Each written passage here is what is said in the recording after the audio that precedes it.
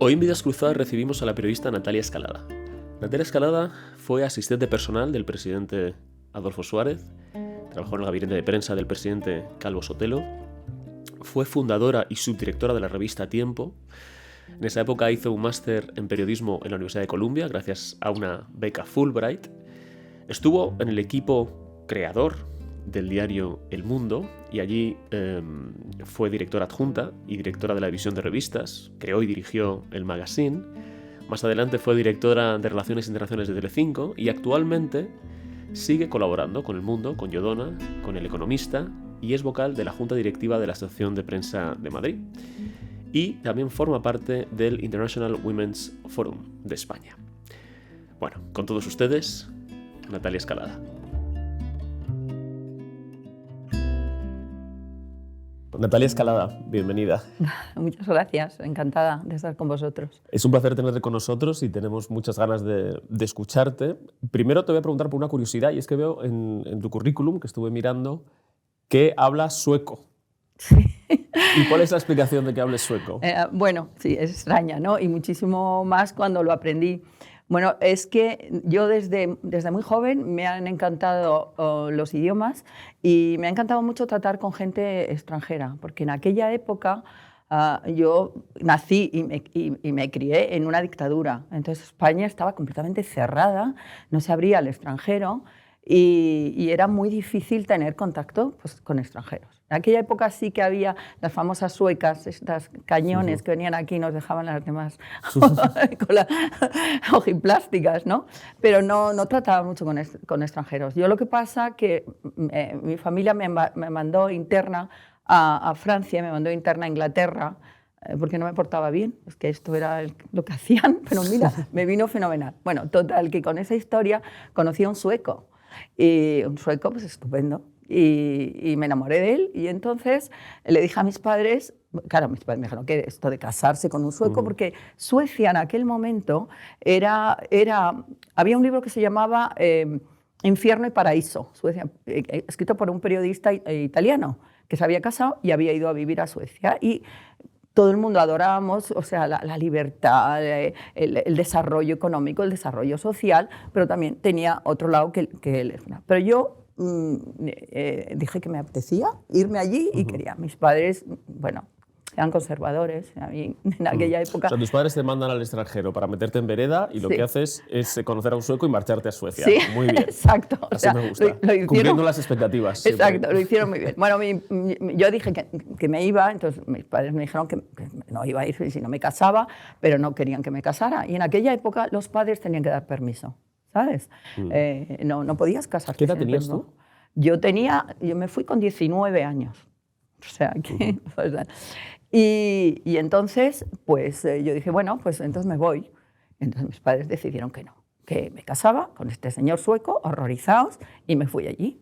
Y entonces yo llegué allí y es verdad que era un país muy avanzado, que por supuesto todo el mundo hablaba inglés, pero hasta la gente que te atendía en una tienda, pero que si tú quieres conocer la cultura de un país, si quieres conocer cómo se comporta la gente y por qué, tienes que acabar aprendiendo el idioma, porque si no, no acabas de conocerlo. Y yo pues dije, lo voy a aprender. Y eso que mi marido hablaba perfectamente español, porque además sus padres estaban en España, y me dijo, ¿para qué? Pues es un idioma que nadie te va a servir para nada en la vida. Y pues no me importa, me sirve para conocer. Entonces poco a poco aprendí sueco. A mí una vez que llegas allí y empiezas a entender, me llamó la atención, de verdad, Suecia era el sitio de la libertad, que para nosotros eso era palabras Estamos hablando mayores. ya del año 71, 72. Sí, exacto. Entonces, ya allí, por ejemplo, recuerdo la noche que yo llegué, no teníamos para comer, nada. Y entonces me dijo, vamos a ir a comprar a una tienda. Y yo venía de un país en que lo que comprabas las cosas eran ultramarinos, unas tienditas pequeñas que tenían un poco de todo y que además te envolvían las cosas en papel de periódico. Pues para mí, casi lo normal. Entonces llegué allí y eran los supermercados de ahora, ¿te imaginas Corte Inglés? Así, a lo bestia. Y yo dije, no es posible, ¿pero esto qué es? O sea, recuerdo que había como una especie de mostrador de quesos con todos los quesos del mundo, que era decir, ¿Cómo es posible? Bueno, aparte de eso, IKEA estaba ya allí. Entonces, IKEA no era una tienda. IKEA era un edificio en el que tú entrabas y cada piso era una sala de una casa. Yo, de verdad, me quedaba pasmada, ¿no? Y luego, por otro lado, la gente era culta porque estaba muy abierta, tenía mucho adelanto social, ¿eh?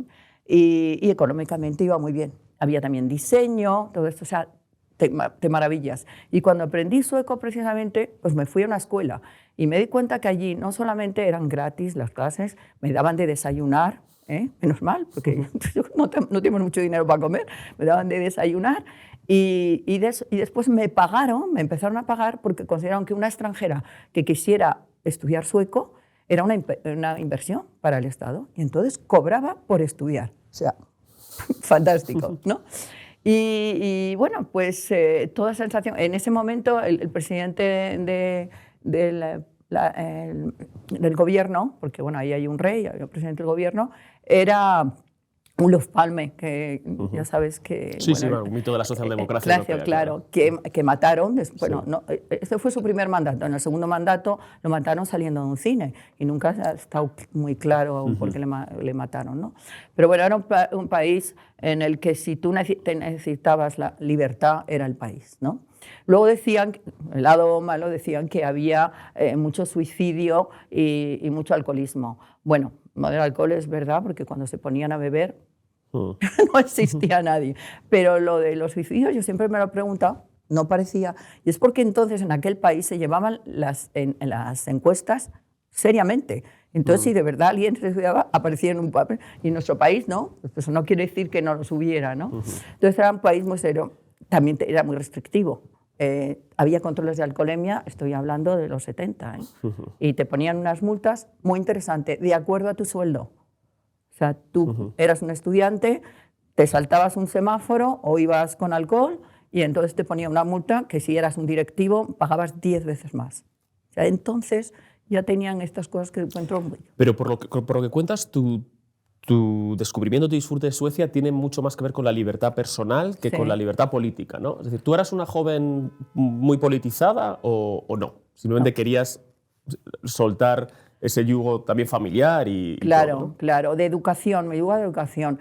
Mi familia, que era conservadora, pues era una línea, ahí no se discutía, no se hablaba de política, y yo estoy fuera en el extranjero todo el tiempo y tampoco me enteraba. O sea, mi sensación de libertad era interna, era darme cuenta que estaba en un sitio en el que podía decir lo que pensaba y tenía que hacer todo según unas normas, y sobre todo que yo pensaba que eran ridículas. ¿Y cuando muere Franco estás todavía en Suecia? Pues, Acababa de volver. ¿Y por qué vuelves? Pues mira, yo no hubiera vuelto porque estaba feliz, pero en aquella época casi todos los suecos que habían estudiado una carrera o algo así querían marcharse al extranjero y querían venir especialmente a Inglaterra, a Estados Unidos o al Mediterráneo. Entonces mi marido, su única ilusión era venirse. Y yo, ¿pero por qué? Pero si este es un país maravilloso. Y no, ellos quisieron, y él quiso venirse y yo me tuve que venir. Volvisteis con Franco en vida todavía y murió poco después. Murió poco después. Me cogió aquí. ¿Y cómo pasas a trabajar en Moncloa del lado de Adolfo Suárez? Es decir, ¿cómo esta chica que se casa prematuramente con un sueco, se va a Suecia, vuelve a España, muere Franco y un año después... Sí. Estás trabajando con el presidente del gobierno. Bueno, mira, cuando yo volví, el trabajo que tuve fue en una revista, coges el primer trabajo, era una revista de coches, yo no entendía nada de coches, ni tampoco me gustaba mucho, y encima de Fórmula 1, o sea, nada de eso, pero ahí vas y lo que te encarguen, ¿no? O sea, si has aprendido sueco, puedes aprender de coches. Pues exactamente, puedes aprender coches. Pero no duré mucho, porque había una persona relacionada con la revista que era del entorno de Adolfo Suárez. Adolfo Suárez al principio recogió gente, necesitaba gente de mucha confianza porque lo que iba a hacer era muy fuerte, ¿no? Ya lo tenía el invente, y entonces la gente que le rodeaba era casi de su familia y de su entorno. Y hay una persona del entorno que me dijo, oye, en Adolfo Suárez, que acaban de nombrar, está buscando una persona que sepa idiomas, porque en aquel momento casi nadie lo sabía. Y bueno, yo me he enterado que tú sabes francés, inglés, italiano y bueno, sabía alemán también, que había estudiado 4 años, pero y sueco. Entonces, ¿por qué no te presentas? Y yo dije, bueno, pues bien, no me van a coger. Encima una chica para asistente del presidente, no, me van a pero vale. Y me presenté. Y la verdad, me presenté, todo bien, me volvieron a ver otra vez, bien, y ya Cuando dices se me olvidaron. presenté, es que vas a Moncloa a hacer una entrevista. Sí, no, Moncloa no, estábamos en Castellana 3, yo entré en Castellana 3. Moncloa luego te cuento porque me mandó el presidente a mirar el Palacio de la Moncloa para ver si yo creía que servía para trabajar y vivir. Entonces, presidencia del gobierno estaba al lado de la Plaza de Colón, ¿no? Claro, Sí, en sí. Castellana 3. Yo llegué allí todo lleno de cortinas, recuerdo, cortinas rojas espesas, así como todo muy... un poco agobiante. Bueno, pero la idea me parecía bonita. Y después de esto me dijeron, ya te llamamos, y no me llamaban. Y yo pensé, bueno, es normal, creo que se habían presentado 3 chicos y yo pensé, bueno, olvídate, ¿no? Y de repente un día dije, oye, a ver, ¿por qué no contestan? Y entonces hice una cosa que le he comentado a mi hijo. Yo tengo un hijo pequeño que ahora mismo está pasando por un trabajo presentándose y ha llegado a la final. Entonces han quedado 2 personas y no le llaman, pero no le llaman ni para sí ni para no. Yo digo, yo no sé cómo puedes vivir así. Llama y di que te ha salido un trabajo y que si no les importa, se han tomado una decisión. Y me dice, mamá, esto no se hace ahora. ¿Cómo vas a llamar a un sitio de estos? No. Ah, pues yo lo hice y me funcionó. Porque llamé y dije, oye, tengo un trabajo, ¿os importa decirme si yo voy a entrar aquí o no voy a entrar? Y me dijeron, bueno, enseguida te llamamos. Y a las 48 horas me llamaron y me dijeron, sí, el presidente te quiere ver y quiere hablar contigo antes de tomar la decisión final. Y así fue. Y la razón pues fue eso, el que yo me portaba mal y que mis padres me mandaron fuera para castigarme. Y gracias a eso yo entré en Moncloa. Entonces, una niña que se porta mal, un adolescente que se porta mal, un adolescente que se casa en contra de la voluntad de sus padres y se va a vivir a Suecia, un adolescente ya no era un adolescente, pero una adulta muy joven que vuelve a España y termina trabajando con el presidente del gobierno en un momento de transición política. Es decir, Sí. en el momento en el que el país está pasando de ser una dictadura a una democracia. Exacto. Bueno, no está mal, ¿no? El giro de acontecimientos. Sí, te digo que yo no me daba mucha cuenta de lo que pasaba, lo he visto con perspectiva ahora, pero todo, incluso lo que ocurrió en Moncloa, para mí fue algo como, no sé, Y entonces, natural.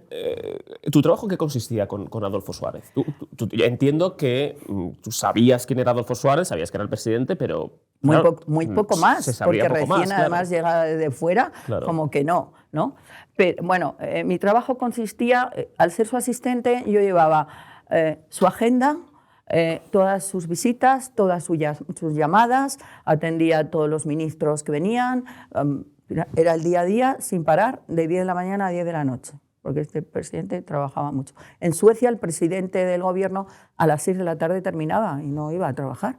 Entonces, a mí sí, aquello ya también me sorprendió. Entonces, eso es lo que hacía, ¿no? Y lo primero que me encargó, porque nosotros, como te he dicho, entramos en Castellana. Castellana 3 está al lado de esa torre tan hermosa que ya estaba. Y luego, además, él vivía en Puerta de Hierro en un piso. Y seguridad le dijo que con ETA ahí, que no podía permitirse de lujo y que se tenía que cambiar a un sitio de seguridad. Ellos barajaron muchos sitios y salió Moncloa. Entonces me llamó y me dijo, mira, quiero que vayas a la Moncloa y mires, a ver, si allí podemos trabajar, los que estamos aquí, éramos muy pocos, y además si yo puedo vivir con mi familia arriba.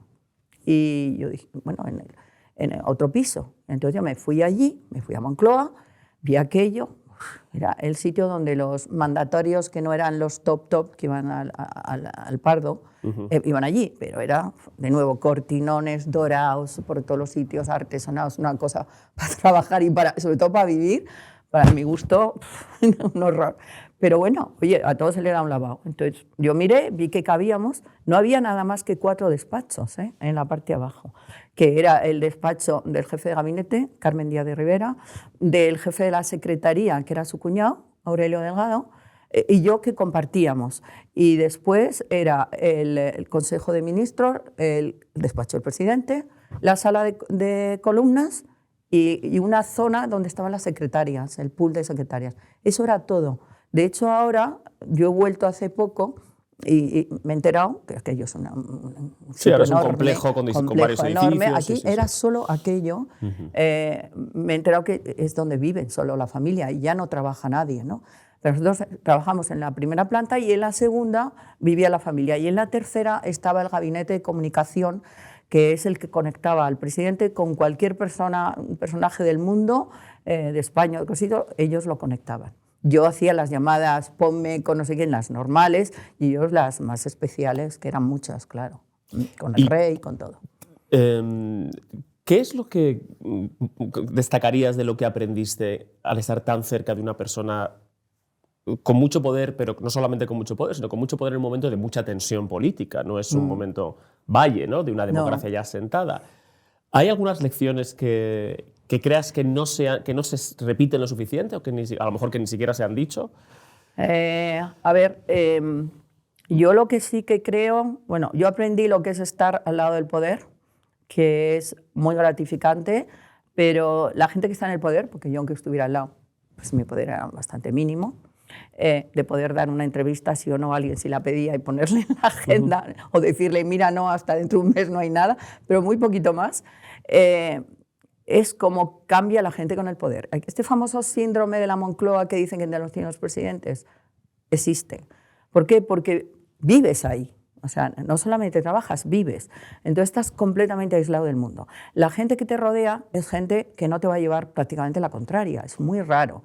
Entonces tú empiezas a creerte que todo lo que haces es fantástico, no tienes críticos alrededor, estás desconectado de la calle y pasas como a otro plano y desconectas con la realidad, ¿eh? Bien, es verdad que Adolfo tenía una trayectoria muy larga de todo lo que tenía que hacer y a mí me sorprende, yo he cogido un poco hoy para recordar un poco fechas y me he dado cuenta que en un año, desde que él entró, que entró en julio del 76, en el 77 ya había habido elecciones democráticas. Entonces, 15 de junio. Sí, sí. Claro, en el camino, en un año, has pasado de una dictadura a una democracia en un país, sin derramamiento de sangre, además, y con todo el mundo de acuerdo. O sea, eso me parece fantástico. Entonces, todo ocurrió muy deprisa. Yo absorbí mucho desde una juventud en la que al principio ni siquiera me enteraba de muchas cosas. Y yo siempre cuento la anécdota más, bueno, una de las cosas que yo viví más importantes, porque viví, por supuesto, la creación, o sea, la legalización de los partidos, la creación de UCD, los pactos de la Moncloa, la ley de amnistía, no te lo estoy diciendo por el orden, pero como me voy acordando, las primeras elecciones, la creación de la Constitución, y bueno, y finalmente la renuncia de Adolfo Suárez en su despacho, ante las cámaras en las que estábamos 6 o 7 personas, no había más, ¿no?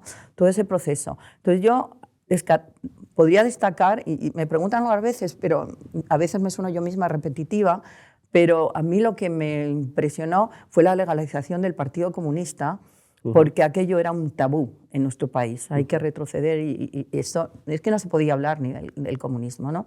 Y él, creo que una de las cosas que dijo es que no iba a legalizarlo, un poco para suavizar al ejército, ¿no? Lo que pasa es que era imposible en aquella época. Si tú quieres traer una democracia, no puedes prescindir de un partido.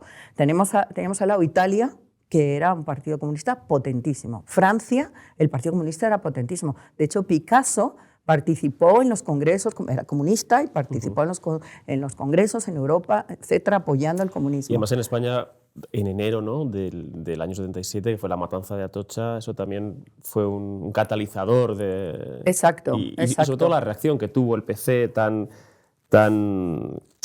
pausada y tan pacífica, y esa llamada, ¿no?, que hubo a la calma. Exacto. Fue como una legitimación, ¿no?, de que se sí, podía legalizar el Partido Comunista. Ayudó mucho. Bueno, de hecho, ya estaban en conversaciones con Carrillo. Ya estaban en conversaciones con Carrillo, ¿sabes? ¿A Carrillo se le recibió alguna vez en la Moncloa de manera clandestina? No, pero yo sé dónde le recibían y ahora lo puedo decir porque es público. La persona que allí intervino era un ser magnífico, que era el presidente de la agencia EFE, José Mario Armero. Fue clave en esta legalización del Partido Comunista. Y donde se veían era en casa de José Mario Armero. en Aravaca, eran las afueras de Madrid. Yo creo que iba por allí, era un chalet, Muy total cerquita de discreción, Moncloa, además, sí. cerca de Moncloa, todo muy discreto y todo perfecto. Y desde el punto de vista personal, entiendo que aunque el presidente no quisiera abrirse, es inevitable que pasando tantas horas a su lado uno notara, transpirara preocupación de todos estos acontecimientos que has presenciado y que has vivido a su lado. ¿En cuál le viste especialmente afectado o preocupado en un plano personal? A ver, cada vez que había un atentado de ETA, eso le afectaba muchísimo. De alguna forma se sentía responsable de no poder erradicar el terrorismo y cada vez iba más. Eso fue muy terrible. Yo le había afectado también casi al final, o sea, al principio iba con tanta energía y con tanta fe en lo que estaba haciendo que aunque había ideas en contra, pues verdaderamente no le afectaron. Ya al final hubo un gran cúmulo de cosas, porque no sé si tú recordarás, pero en ese momento hubo un momento en que la economía española llegó a un momento peligroso. Yo creo que en agosto la inflación, que ahora vemos que está alta, llegó al 28%. Entonces, la crisis económica era importante. Entonces llegó un momento en que los empresarios empezaron a cuestionarle. Por supuesto, el ejército, ya que vio que había un lugar donde podían, también.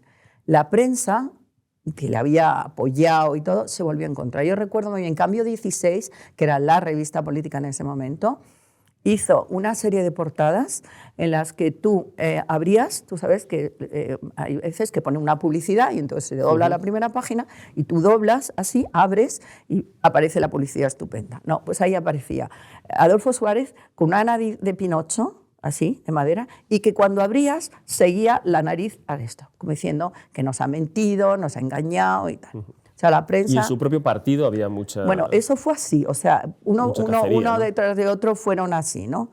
El cuarto fue el propio partido, ¿no? Que verdaderamente, a mí cuando me preguntan, bueno, yo ahora te digo, el quinto fue el rey. El rey que de verdad siempre le apreció mucho, se entendían muy bien, de hecho el rey le eligió.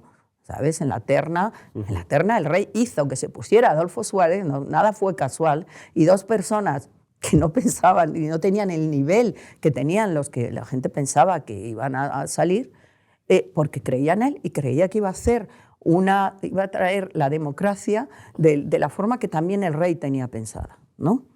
Entonces, el rey también le abandonó. Y entonces, en ese momento de la suma de todo eso, fue cuando yo le vi de verdad que le afectaba. Y a mí cuando me preguntan que cuál de todas esas cosas le afectó mal, como tú me estás preguntando, pues mira, mucha gente se cree que el rey, pues no, lo que de verdad le afectó es que le traicionara a su partido, porque eran los propios, los suyos, algo que él había creado.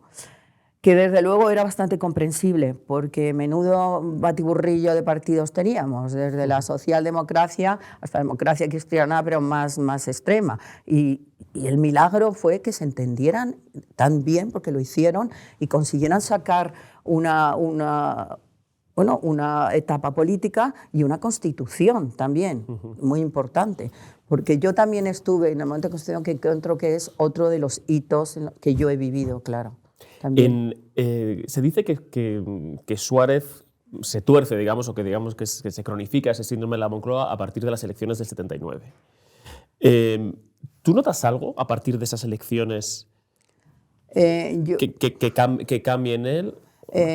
Yo lo que te digo que lo noté es cuando empezaron a sumarse todas estas cosas. No creo que tuvieran que ver con las elecciones, fíjate.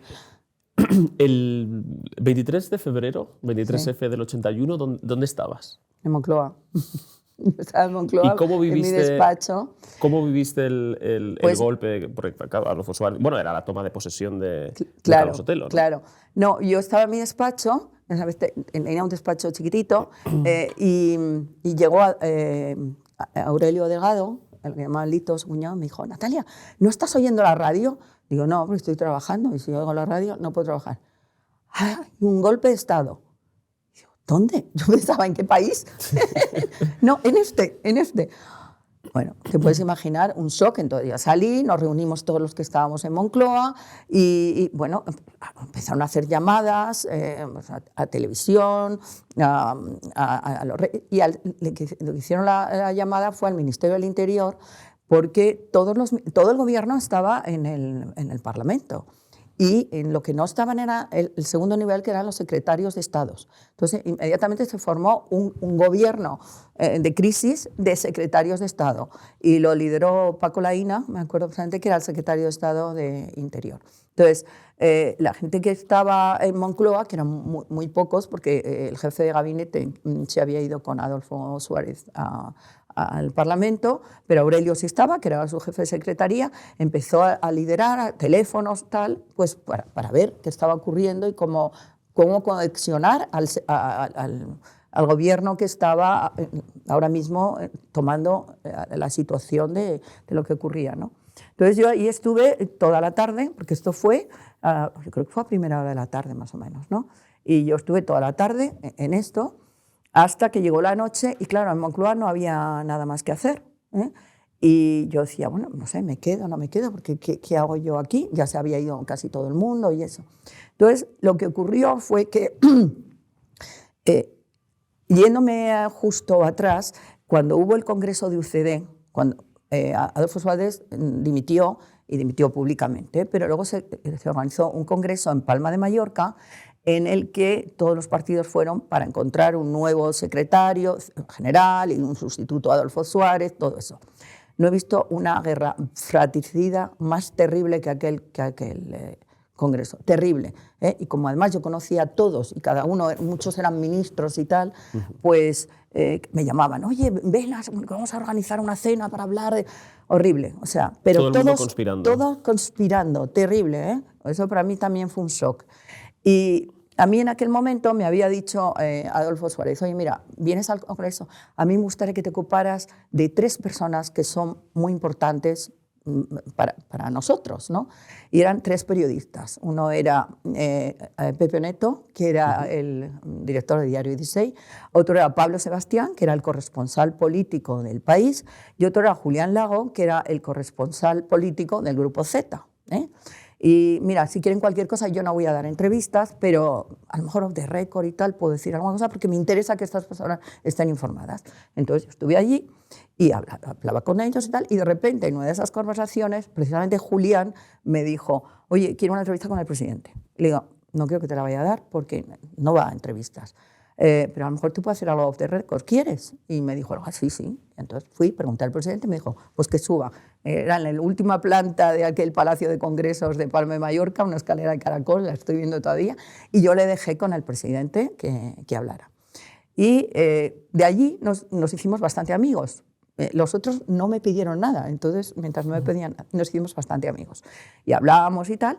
Y entonces, cuando ocurrió, vengo a esto porque cuando ocurrió lo del golpe de Estado, él estaba en el Parlamento, allí, bueno, como cubriendo. Él, además, Julián, sí, Julián estaba cubriendo y además era un periodista de izquierdas, bastante de izquierdas, mucho más del PSOE que de otra cosa. Y además llevaban las barbas, las bufandas rojas para que se notara de verdad que eran otra cosa. Que no hubiera equivocaciones. Que no hubiera equivocación. Y entonces, lo que pasó allí es que parte de los que asaltaron el Congreso cogieron a los periodistas, los tiraron al suelo, los encañonaron y los tuvieron tirados así en el suelo en una sala, ¿no? En diferentes salas. Y entonces cuando yo estoy acá suena el teléfono y me dice Julián, me llama desde una cabina. Y le digo, ¿dónde estás? ¿No estabas en el Congreso?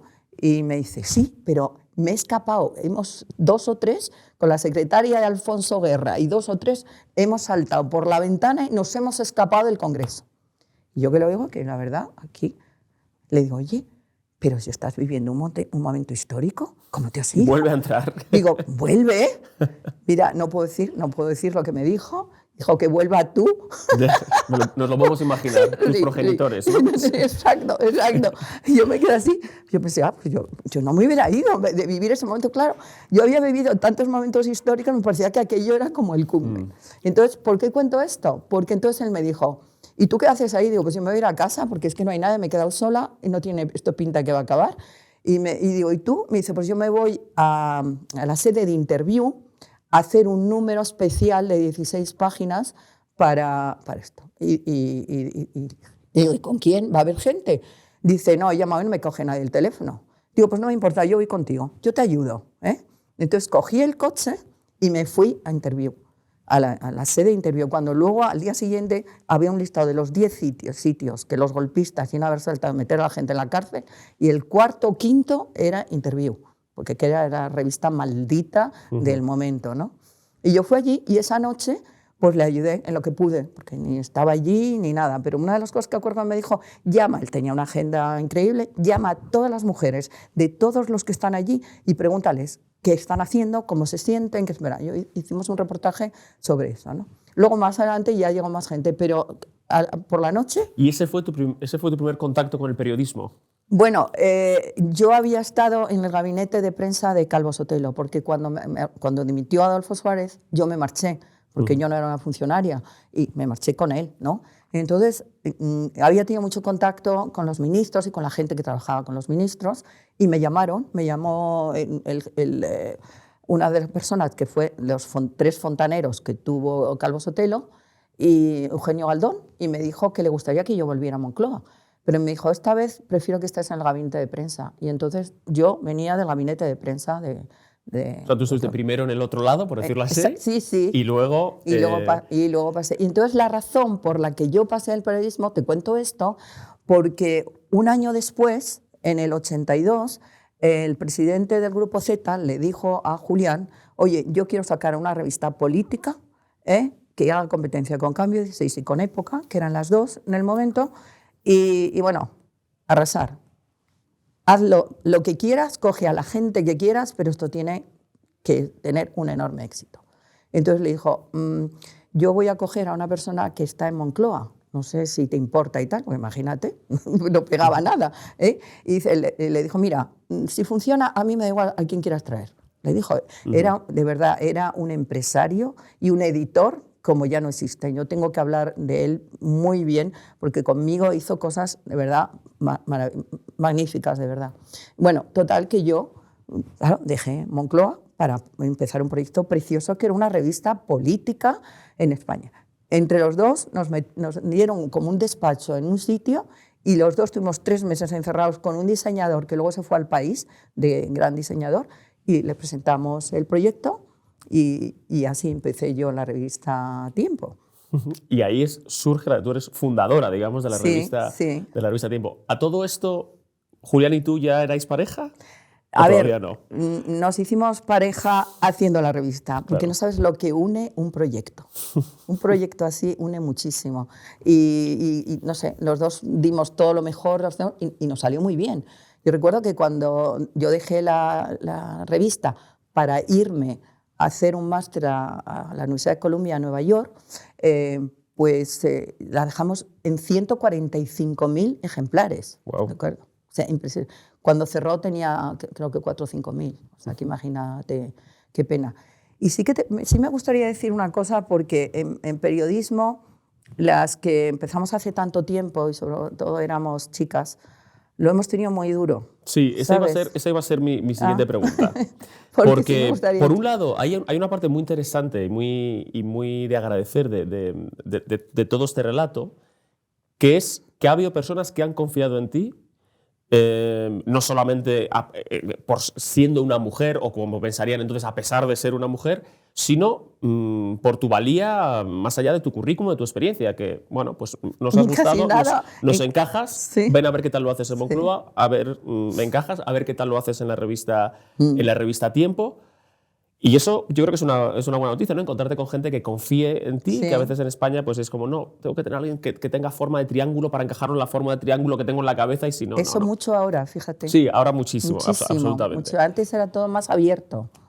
Pero me imagino que no solamente en el periodismo, sino sobre todo, además, en política, tú habría muchas reuniones en las que eras la única mujer. Bueno, basta ver la foto del 23F, ¿no? De ese Congreso de los Diputados Sí. para que parece que buscar a una mujer es como encontrar a Wally, ¿no? En esos libros. Exacto. Entonces, ya que tú también lo querías mencionar y yo estoy encantado de que lo hagas, cuéntanos cómo ha sido esa experiencia, incluso con la perspectiva que ahora queda, la perspectiva de género que nos ha dado, Sí, ¿no? que el no tiempo, la ¿no? Que no teníamos. existía en ese momento, Sí. y que tú considerarías normal, cosas que ahora seguramente consideraríamos intolerables. Entonces, bueno, cuéntanos con toda libertad lo que sientas retrospectivamente de esa Claro. época. Bueno, cuando dices de la foto, hay una foto que es la de los pactos de la Moncloa, que están todos los que firmaron, más todos los ayudantes, más todos los fotógrafos, más todo Dios. Y la única mujer que estaba yo detrás de una columna, porque claro, aquello era muy impresionante, era yo. Hay una foto que a mí se me había olvidado, pero cuando ha sido el aniversario, la han sacado todos los periódicos y El Mundo, mi periódico, lo sacó así de grande y yo dije, ahí va, si yo estoy ahí, o sea, ni tengo esa foto, fíjate, ¿no? Entonces, muy, muy raro. Y en periodismo, pues igual de raro o más, ¿no? Porque yo entré y claro, había fundado la revista, la habíamos creado Julián y yo. Lo normal que él fuera el director y a mí me nombró subdirectora, ¿no? Entonces, en el primer... Lo normal porque él era, digamos, el que te había fichado a ti. Se había fichado y la Vale. habíamos creado. O sea, además hay en la revista que le hicimos entre los dos, todo lo que se llama the back of the book, que en las revistas extranjeras, que yo, me empapaba de todo lo que había en el mercado en otros países, era la parte política se compensaba con una parte mucho más cultural, social, y cuando digo social es de la vida de las gentes y tal. Y esto era muy raro. Aquí cuando era política, no había otras cosas. Entonces yo introduje esa idea, que tanto a él como a Antonio Asensio le pareció muy bien, y me ocupé de crearla toda de cero, de pensar qué cosas podían encajar ahí y tal. Bueno, los dos habíamos hecho la revista y a mí me era su directora, ¿no? Vale. Entonces yo empecé allí pues, con normalidad, creyendo, oye, pues todos los que... Julián fue el que decidió qué personas reunían, yo no venía de ese mundo, pero todos los que decidió, desde su director hasta redactor, ni siquiera jefe de sección, eran hombres. No había ni una sola mujer, ¿eh? Y entonces, bueno, las reuniones eran complicadas. Hasta que hubo un momento que a mí me cuestionaban lo que yo decía. Pero, claro, si eres su directora, decides cosas. Cuestionada todo el tiempo, ¿no? Y yo me cansé. Hasta que un día Julián, sin decirme a mí nada, cogió a toda esa gente y dijo, vamos a ver, lo sentó en su despacho, luego me lo explicó. ¿Cuál es el problema con Natalia? Porque no está haciendo el trabajo que hace bien. Alguno puede decir cómo tendría que hacerlo y no. La gente no dijo nada. ¿Cuál es el problema? Entonces uno se decidió, dijo, mira, el problema es que a mí no me manda una mujer. Y dijo él, ese es el único problema. Y entonces los demás dijeron sí. Yo entiendo. O sea, los demás se sumaron. Se sumaron. Hubo uno que ni siquiera sé quién fue ni pregunté. Ya está. Y yo también, porque suelo intentar mucho ponerme en el lugar de los demás para entender por qué ocurren las cosas, y es la única forma.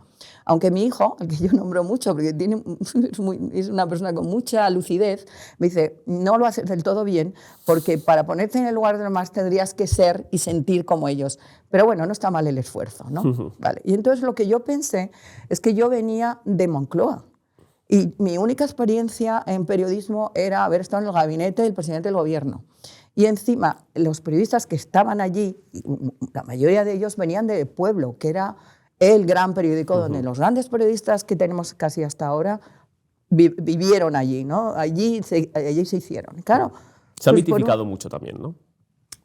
Yo creo creer que eran buenos, ¿eh? Porque, no digo ellos personalmente, sino digo lo que significaba el diario Pueblo. Bueno, a lo mejor soy un poco iconoclasta, pero claro, bueno. Sí, es posible. A mí me empaparon de eso y además me sentía culpable de no haber empezado, como hubiera tenido que empezar, sirviendo cafés y cogiendo teletipos y llevándoselo a los redactores que me mandarían de un lado para otro. Esto es así empezaban las chicas en las redacciones y yo no lo hice.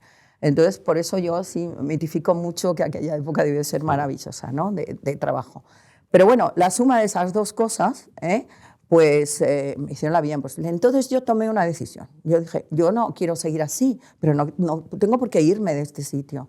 Entonces, ¿qué puedes hacer que ninguno de ellos haya hecho? Porque es que no te van a cuestionar. Y yo fue cuando pensé, Lo único que ninguno de estas tienen, y en España creo que había solo una persona, es ir a que te admitan en la Universidad de Columbia, Nueva York, y tener el máster en periodismo.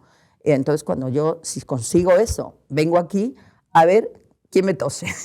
De verdad. Es la única forma, es que no voy a poderlos callar. O sea, lo que hay es lo que hay. Y llevaba ya yo 4 años sufriendo todo eso, ¿no? 4 o 5, porque yo me marché casi a Columbia a los 5 años. Entonces, apliqué a Columbia, me admitieron, como perdía mi puesto de trabajo, necesitaba algo, apliqué a dos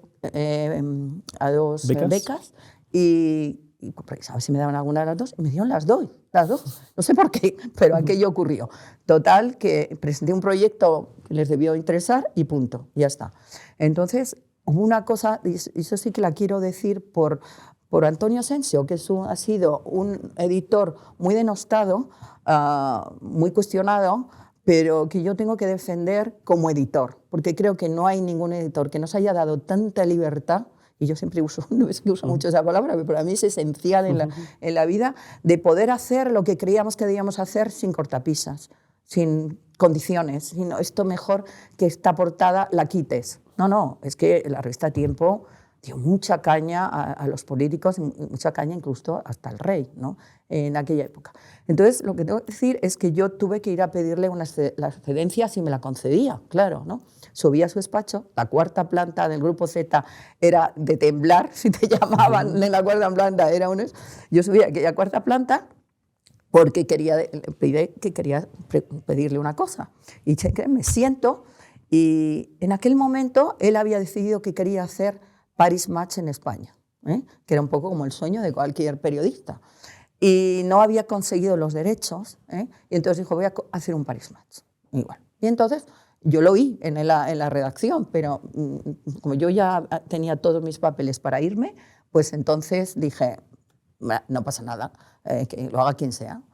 Y lo empezaron a hacer maquetas y tal, y yo no me estaba enterando mucho de lo que ocurría. Y cuando subo a aquel despacho, yo sabía que Antonio Asensio no le había convencido nada. Y yo pensaba, bueno, yo que he nacido con el Paris Match, fui a un colegio francés, entonces fui a Paris Match, no es esto, pero yo no sé, yo no tengo que decir nada. Y me dice, creo que me tenías que decir algo, pero yo antes te quiero preguntar una cosa, y luego ya me cuentas lo que necesitas. Y me dice, mira, ya sabes que se están haciendo maquetas para hacer Paris Match y tal, no me convencen, lo he pensado mucho, fíjate, es que a la persona que lo estaba haciendo era el otro subdirector de la revista Tiempo, pero era un tío. He pensado mucho y creo que tú eres la persona que tiene que hacer esta revista y dirigir esta revista. Para mí, en aquella época, que me dijeran que iba a dirigir una revista político-social, por la primera vez en la historia, pensé, esta es una oportunidad, tía, que no te va a ocurrir más. Así que me quedé así, callada, y me dice, bueno, por cierto, ¿tú qué es lo que me querías decir? Pues mira, yo vengo a decirte que te quiero pedir la excedencia porque me ha ocurrido esto, y me han admitido, y verdaderamente me quiero ir 1 año, que es 1 año nada más. Y me dice, pues tendrás que decidir. Claro, decirle que no a Antonio Asensio era decir, olvídate ya de tu trabajo, de tu sitio, y cuando vuelvas te buscas la vida, ¿no? Y le digo, ¿cuánto tiempo tengo para contestarte? Me dice, esta noche. Mañana aquí a las 10 te espero. Al día siguiente, pues se me ha dado mucho que dormí aquella noche, al día siguiente me presenté y me dijo, ¿has decidido? Y cuento esto porque mira qué personaje era. Y yo dije, sí, pensando, bueno, pues lo siento, Natalia, has elegido tu camino. Entonces cayó y me dice, mira, lo he pensado, creo que has hecho la elección correcta. Y además eso, para esta empresa, es muy importante, que tengamos una persona que haya decidido tomar estos estudios y estar en esta universidad. Por lo tanto, te voy a decir más. Te guardo el puesto de trabajo y te guardo el sueldo. Vas a recibir el sueldo todos los meses que estés estudiando para que puedas no preocuparte por los estudios y dedicarte a lo que tienes que dedicar. Así que lo recibirás allí, dame una cuenta corriente que lo vas a recibir. Y yo dije, francamente, ¿qué editor te hace esto ahora? Y yo, si tengo la ocasión, lo cuento, porque creo que a cada persona hay que darle lo que tiene. Su reconocimiento. Y háblame de la fundación del diario El Mundo. A ver, bueno, yo cuando volví de Colombia, me incorporé a la revista Tribuna. Bueno, me incorporé a tiempo, ¿vale? Pero en aquel momento todos los de tiempo, liderados por Julián, se habrían ido, ¿eh? Y yo cuando volví fue cuando decidimos, Julián y yo, después de un año separados, que nos íbamos a casar. Entonces yo también fui a decírselo a Antonio Asensio, el director de la revista de La Competencia, pero una competencia brutal, porque se llevó a toda la redacción, se la llevó, ¿eh? O sea, que estaban a muerte. Y dije, trabajé como 3 o 4 meses, pero dije, ahora he decidido esto, y me dijo, pues tendrás también que decidir de nuevo. Digo, pues, ahora solo, no necesito una noche, me voy, lo entiendo, me voy. Y me fui. Y me fui, pero ya el equipo de Tribuna estaba muy montado, habían trabajado, habían creado ellos la revista. Y dije, yo aquí no quiero estar. No tiene sentido. Pero me quedé como de asesora, ¿no? Pero fueron como 3 o 4 meses, porque en ese impasse le echan a Pedro J. de Diario 16, ¿eh? También por un tema político. Y con la energía que tenía no se iba a quedar allí y empezó a crear un equipo para hacer un periódico nuevo, totalmente de cero. Lo mismo había pasado, de cero con tiempo, de cero. Y me llama y me dice, mira, Natalia, yo no había trabajado en un periódico, nunca, lo que yo había aprendido era una revista. Y se lo dije. Y me dice, no, sí, es que yo te quiero para llevar todos los suplementos, que son como revistas semanales, y sobre todo para que crees un magazine dominical, en fin, que creo que ahora en Estados Unidos eso funcionaba muy bien, en Inglaterra también, y quiero que hagas eso, llevar todo eso. Bueno, pues yo pensé, no sé si seré capaz, porque siempre cuando entro en esos sitios me da mucho miedo, de decir, no voy a estar a la altura. Pero la gente me anima y digo, bueno, pues me tiro a la piscina. Y me tiré. Y entonces entré en el equipo fundador del Mundo, que de nuevo hay una foto preciosa que la tienen en la entrada del periódico del equipo fundador, de Pedro J., con toda la gente. Y Joaquín Manso, que es el director ahora, en un acto que estuve, me dijo, ven, que te quiero enseñar dónde tenemos la foto en la que estabais. Y estábamos todos allí, que éramos unos cuantos los que decían, todos hombres y yo la única mujer. Entonces ahora te cuento una cosa, una anécdota, pero que me interesa mucho el tema de la mujer. Yo es que ahora estoy en una asociación internacional de mujeres, hago mentoring a mujeres, porque es muy importante. No teníamos modelos en aquella, por las pocas que estuviéramos en sitios, no sabíamos cómo actuar. Claro, no teníais a nadie a quien claro, mirar. ¿Y sabes lo que ocurre? También hicimos algo que a lo mejor ahora no había que haber hecho, y es nos masculinizamos mucho. Yo fui una tía muy dura en mi trabajo. ¿Por qué? Porque es que tenía que competir con hombres y tenía que hacer que las cosas se hicieran. Bueno, y entiendo que tu autoridad se cuestionaba completamente. Más, ¿no? Y no era mucho mi personalidad. O sea, sí que era firme, pero no dura. Y me convertí entre firme, cambié a dura. Bueno, y entonces yo, esa foto que está ahí, que tengo la peor cara de mi vida, me acababa de quedar embarazada de mi hijo, entrando, haciéndome la foto el primer día que empieza el punto. Toda la acción, hasta jefe de sección, todo hombres. Cuando yo me doy cuenta de aquella historia, dije, pues no voy a decir nada a nadie. O sea, tenía la opción de abortar, que no estaba, no eran mis principios. Y dije, me da igual, me quedo, o sea, me van a echar, porque ¿qué hago yo aquí con una tripa?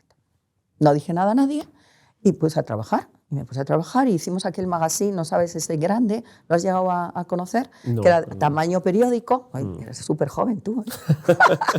Porque nosotros creamos el periódico va a ser 35 años. Sí, claro, pero bueno, esto es el año 89, ¿no? A los 3 o 4 años no leías periódicos, ¿no? No, entonces vale, bueno, ya me quedo más tranquila porque entonces era enorme y estaba lo que yo quise hacer aquel magazine diferente a todo era que hubiera plena actualidad, porque los dominicales en general y en todo el mundo eran pues la vida de las focas, las plantas en el Ártico, cosas muy bonitas, como mirar en fotos, pues, que no tenían punch, ¿no? Entonces era una revista casi periódico cada 5 días con las últimas entrevistas, las fotos de todas las guerras que las pedían a Estados Unidos que me las enviaran. Bueno, fue precioso aquello y además con un equipo de gente de verdad que conseguí que lo mejor que he tenido, porque además ahora cada uno está dirigiendo a un medio, ¿sabes? O sea, era gente muy buena, muy buena. Y entonces, pues yo no dije nada. Y todo eso durante 6 meses, casi 7, y tú no sabes porque eres chico, pero cuando llegas al 6.º mes de embarazo, yo iba con todo cruzado como ahora, pero lo llevaba mejor que ahora, pues en el 6.º mes de embarazo la tipa hace como clonk, y yo además era mi 3er hijo, con lo cual sí que es verdad que eso... Y un buen día yo ya no podía llevar chaquetas así dobladas y anchas y tal, porque aquello ya se empezaba a notar. Y entonces fui al despacho de Pedro J. y le digo, Pedro, tengo que decirte una cosa importante. Pedro estaba todo el día con pinganillo por aquí, pinganillo la radio por aquí, la televisión por ahí. O sea, no paraba de todas las últimas noticias. Pedro ha sido un director para mí estupendo, que también me apoyó a pesar de ser mujer, a pesar de también de tener todo en contra, pero hizo una cosa que era normal en aquella época y que ahora sería impensable. Y entonces me dijo, ahora estoy muy ocupado y tal. ¿Es muy importante? Digo, sí, es muy importante. Bueno, ¿por qué no cenamos esta noche? Digo, bueno, vale, pues cenamos esta noche. Me dijo, bueno, dile a Julián que venga a la cena también y yo se lo digo a Ágata y entonces pues así hablamos de política y tal. Porque ¿sabes qué rollo me va a dar esta a mí ahora en una cena entera? ¿No? Entonces fuimos a cenar, hablamos obviamente y cuando llega el café yo estaba súper nerviosa porque él no me decía nada y digo, pues voy a decirlo yo. Y de repente me dice él, oye, ¿tú no me tenías que decir una cosa muy importante? Entonces yo hice un gesto, me levanté, estaba sentada, me levanto con esto que estaba así, abrochado, me voy a desabrochar y me dice, Pedro, no me vas a decir que estás embarazada, ¿verdad? Y yo le dije, pues va a ser que sí. Y me dice, pues no se lo digas a nadie. Digo, no, es que llevo ya 6 meses y medio sin decírselo a nadie. Entonces, yo creo que ya es que se me va a notar mucho. Dice, pues mira, átate en esto, vete a la redacción mañana y no digas nada, hasta que se note de verdad. No se te nota casi nada. Total, que yo no conté nada y mi hijo nació un mes antes de lo debido, del trasiego, me imagino, que yo llevaba. Coincidió con la Semana Santa. De apretarte tanto la chaqueta, seguramente. Supongo, de no poder respirar en todo ese tiempo. Y cuando volví al periódico, todo el mundo, bueno, me fui 3 semanas, porque Pedro me dijo, bueno, me fue a ver, me llevó un ramo de flores, miró al niño un minuto. Y te dijo, ¿cuándo vuelves? Y me dijo, eso, exacto, lo primero. Oye, ¿cuándo vuelves? Y le digo, perdona, que estoy todavía en el hospital. Me dice, bueno, pero en 2 semanas te habrás recuperado, ¿no? Bueno, 3, conseguí 3, creo, 3 semanas. Bueno, a las 3 semanas vuelvo. Y incluso mi equipo, al cual yo no le había dicho nada, me dice, bueno, vaya vacaciones, pero Semana Santa, 3 semanas, tía, esto ya es demasiado, no sé qué. Y dije, no, es que tenía un niño. Bueno, chunga, que un niño y tal. Y una de las redactoras, que ahora es directora adjunta de Lola, desde hace ya bastante tiempo, me dijo, yo te he visto una cara malísima últimamente, estabas desencajada y yo siempre he pensado que estabas embarazada, pero no me he atrevido a preguntártelo. Digo, pues sí estaba, sí, y tal. Pero qué increíble, bueno, pues ha salido casi 7 mesinos, no sé cuántos, y ya está. Pero en la redacción se corrió la voz, porque mis 2 hijos mayores se llevan 17 años con este pequeño. Y que claro, que mi hija, que tenía en ese momento 16, una cosa así, se había quedado embarazada. Y yo había asumido ese niño, porque claro, era imposible, que ellos me habían visto todos los días ahí trabajar y desde luego embarazada nada. Y eso fue, o sea, la historia. ¿Sí? Un tío que de verdad he tenido la suerte de tener 0 machistas, mis 3 jefes, que fueron el presidente del gobierno, Julián y Pedro J., 0 machistas, maravilloso. Pero ¿Dirías entonces que el machismo es quizá, evidentemente hay un componente ambiental, pero que tiene más que ver con la personalidad del hombre? Pues creo que sí, fíjate, creo que sí, por esa experiencia mía, porque a pesar de que el ambiente era así y no te podías sustraer, quizá nosotras lo aceptábamos más en general, las mujeres, y por eso no luchábamos con los hombres. O sea, nosotros en aquella época no llevamos pancartas en las que decíamos todo esto que están diciendo ahora, ¿no? Pero, sin embargo, cada una luchábamos en nuestro pequeño espacio, porque yo me he plantado un par de veces con Pedro, y no por él, sino por el resto, diciendo, Pedro, si esto sigue así, lo siento, me voy. Y era esas cosas, que se reunía todos los directores adjuntos, todos los subdirectores, todos los redactores jefes, para no sé qué, y hasta que un día me dijeron las secretarias, oye Natalia, ¿tú sabes que se están reuniendo a la salida del trabajo todos aquí y se van a cenar y a tomar copas y no sé qué? ¿Y a ti te dicen algo? No, a mí no me dicen nada. Pues que lo sepas, ¿eh? Entonces entré al despacho de Pedro, hombre, como una exhalación, porque sí que le he dicho siempre lo que pensaba, y me puse como un puma, de verdad. Yo creo que los chillidos me dijeron que se oían en la redacción, y le dije, ¿qué era eso?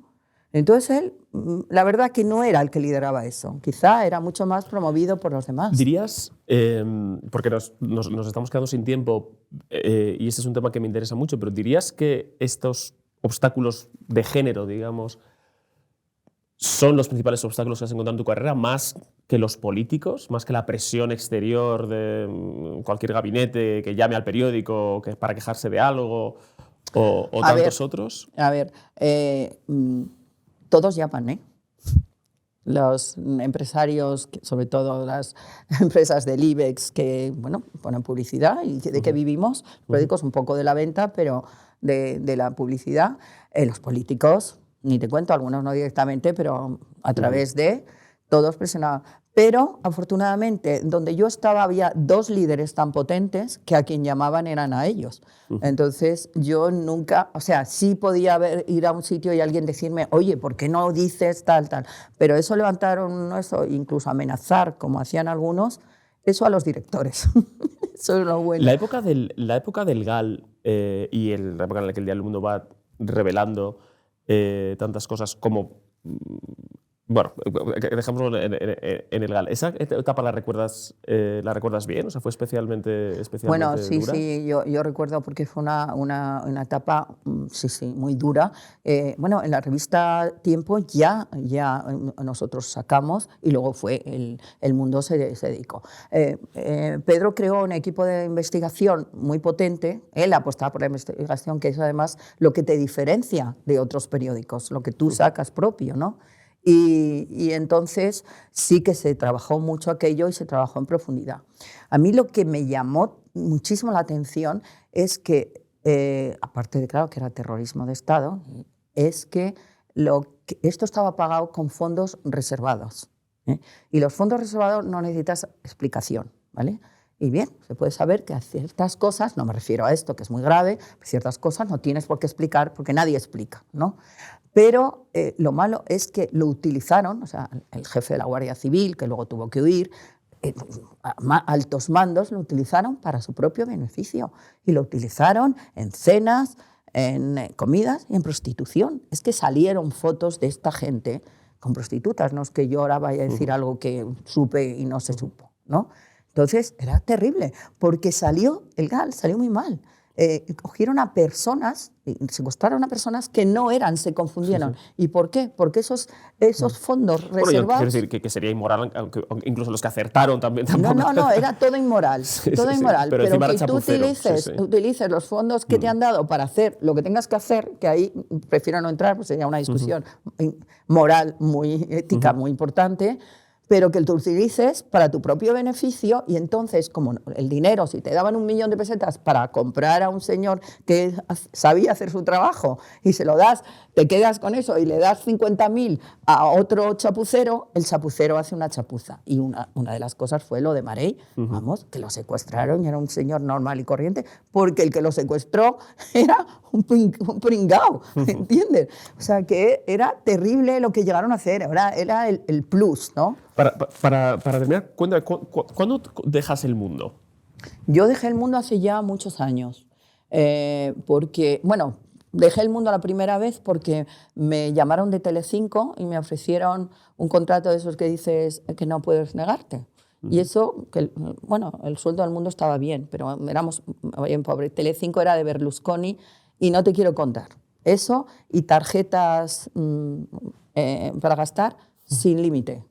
encima, pero es que ni tenías que dar explicaciones, era una cosa, eso lo supe después, pero el sueldo. Y luego era muy atractivo para mí, porque yo representaba a Telecinco en el extranjero, o sea, en Bruselas, en la Unión Europea, en Cannes, en los festivales, eran relaciones institucionales nacionales también e internacionales. Y a mí eso me gustaba muchísimo. Y ahí estuve 2 años en Telecinco y aprendí también mucho de televisión.